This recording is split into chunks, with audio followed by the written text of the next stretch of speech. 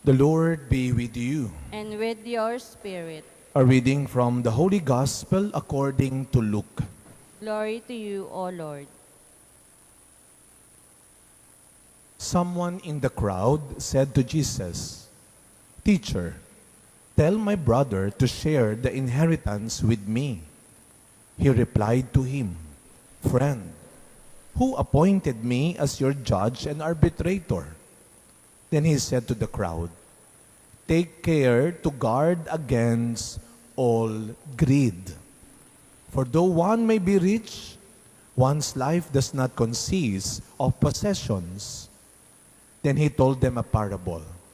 There was a rich man whose land produced a bountiful harvest.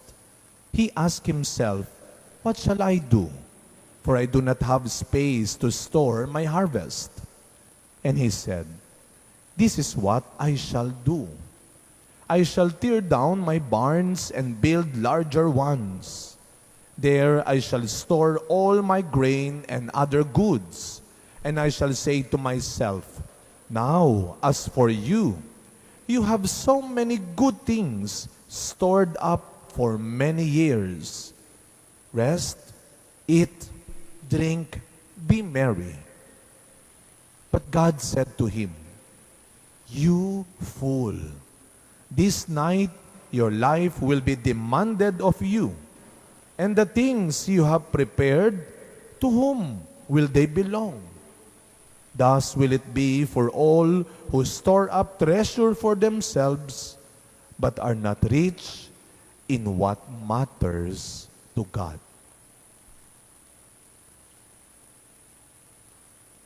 My dear friends, the Gospel of the Lord. Praise to you, Lord Jesus Christ. Good morning po sa inyong lahat. Pakibati muna natin ng good morning ang mga katabiho natin. Especially today is the first Sunday of the month of August. Unang linggo ho ngayon, kaya syempre mamaya meron tayong birthday blessings and anniversary blessings. At pakisama na ho kaming mga pare dahil today we also remember and celebrate the Parish Priest Day and Sunday. But ito po ay malapit sa feast ni St. John Marie Vianney. Dati-dati siya ay patron lamang ng mga parish priest. But later on, it was declared that he is indeed the patron saint of all the priests. So please, we humbly ask for your prayers. We need your prayers too on this 18th Sunday in ordinary time. At madalas kapag tinatanong ang mga pare, siguro sila Brother Joniel din, ang mga seminarista, bakit ka nagpare? Kasi meron tayong kami na-inspire sa isang pare. Ako, bukod sa aking parish priest, meron kami dati nung ako'y sakristan sa Fatima sa Bacood, sa Santa Mesa. Meron kaming guest priest doon, ang tawag namin sa kanya si Father Jackie Chan. Kasi kamukha niya si Jackie Chan talaga. Pero siya ay Burmese. Napakabait, napaka-compassionate, napakabanal. So I think all of us, we all have a priest na, wag niyo pong sasabihin na, "Father, fan mo ako," magagalit niyan the late Pope Francis. No, hindi kami gumagawa ng fans club at hindi kami dapat magkaroon ng fans club. But lahat tayo may mga pare na nakatouch sa atin, kahit kaming mga pare. Isa po sa mga hindi ko makakalimutang pare, well, hindi siya Pilipino, he is a cardinal, the late Cardinal Cornelius Sim of Brunei. Isang beses ho, naimbitahan ako sa Brunei for 2 weeks, kasi ho, sa buong Brunei, 3 lang ang paring Katoliko. Kaya kapag nagbakasyon sila, walang matitira. Ang ginagawa nila, nag-iimbita ng mga foreign priests. For 2 weeks, nandun ho ako. Sabi ko, natatawa ako sa Brunei. May mga Katoliko po, of course, minimal. 2 weeks, sabi ko doon sa mga kabataan, kasi alam nyo, ang Brunei parang isang malaking retreat house. Ang tahimik, simple lang ang buhay, ordinary, hindi masyado maingay. Sabi ko doon sa mga bata, meron ba kayong mall dito? Sabi ng bata, "Oh, the mall." "Yes, do you have a mall here?" "Yes, Father." So nilakad lang namin papunta doon sa sentro. Sabi ko, where is the mall? Here, Father. Here is the mall. Pagtingin ko nakalagay, the mall. Yun yung pangalan din ng mall, the mall. Simpleng-simple. Pero itong kardinal nila, extraordinary. Isang umaga, may nakita ko mga Pilipino, pauwi na pala. Sabi ko, magsimba ho kayo dito, bukas may misa. Pabalik daw sila. Kinabukasan, hinahanap ko, sa labas ng simbahan, wala naman. Aba, pagpasok ko ng simbahan, nandun na sa kusina. Kumakain na yung mga Pinoy. Wow, hindi talaga tayo magpapahuli. Kumakain na. Alam niyo kung sino nagpapakain, nagpapaalmusal? Si Kardinal. Mahilig siyang mag-bake. Pinapakain niya yung mga kababayan natin. At pagtapos nung sabi niya sa akin, come, Father Hans, we will go to my room. I think I still have some more things to give to your kababayan. Pumunta kami ng kwarto ni Kardinal. Binuksan namin yung kanyang malaking cabinet, literal, puwera biro. Kinuha niya lahat. Mga nakabalot pa. May tarheta pa, may price tag pa. Nakarap pa ng regalo sa kanya, branded. Sabi niya, give this all to them. Sabi ko, are you sure? All? Sabi, yes, all. Di ko lang masabi, hindi mo man lang ako pinapili. All. And then nung nilagay na namin sa plastic, alam niyo po, sabi niya, look, Father, my cabinet is clean again and now ready to receive new gifts. Pag gawin niyo mamaya sa bahay, tingnan mo yung cabinet mo. Ilang taon nang nandyan yan? Sa panahon natin ngayon, na buhay ang takot nating maubusan, mawalan, maunahan, maagawan, hindi maiiwasan minsan na mas isipin mo, na mas unahin mo ang para sa akin kaysa sa atin. Ang ako muna at akin ito, kaysa ikaw naman at sayo ito. Life becomes a race for all of us. Una-unahan, pasensya na lang sa mga maiiwan. Pero kung pakikinggan natin ulit at babasahin natin ulit ang aklat ng Ecclesiastes, walang takot, walang pangamba na ipinapaalala ng pilosopong si Kohelet na kawawa ang taong nagpapakalunod, nagpapakasasa, at nagpapakasaya lang sa anumang material na kayamanan, kasikatan, o kagalingan sa mundong ito. Sabi niya, vanity of vanities. Walang kabuluhan ang buhay na inuubos mo lang sa pagpapakahusay, pagpapakayaman sa mundong ito.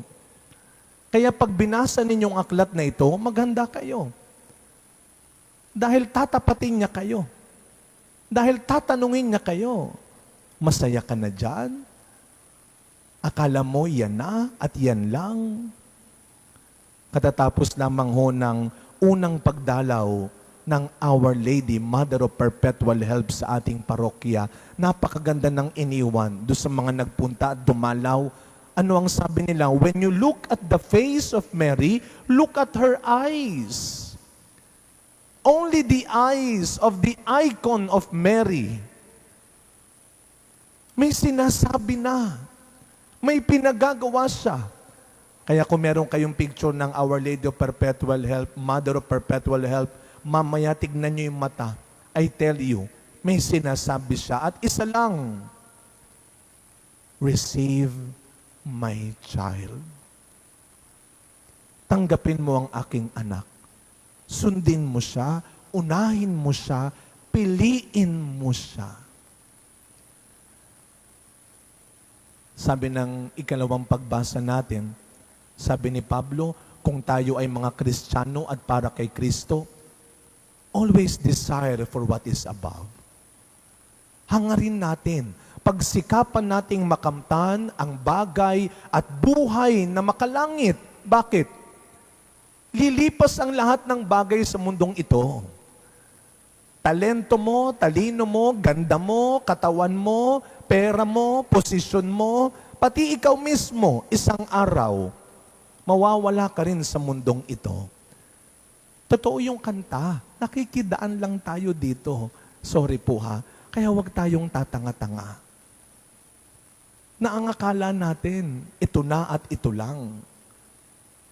Everything will come to an end. Ang paghirapan at pagsikapan mo ay ang kaligayahan at kapayapaan sa langit na inaalok at hinahanda ni Kristo para sa iyo. Isa pa sa mga bago nating kaibigan ditong santo, si Saint Charbel. Pag tinignan niyo yung mukha niya, lagi nakayuko. Ayon sa kwento, buong buhay ni Saint Charbel nung siya'y pumasok sa monasteryo at naging ermitanyo, nakayuko lamang siya. Kailan lamang siya tumitingala? Kapag nagmimisa, kapag tinataas na niya ang katawan at dugo ni Kristo. At nung siya'y namatay na, nakita ng mga taong nakatingala siya.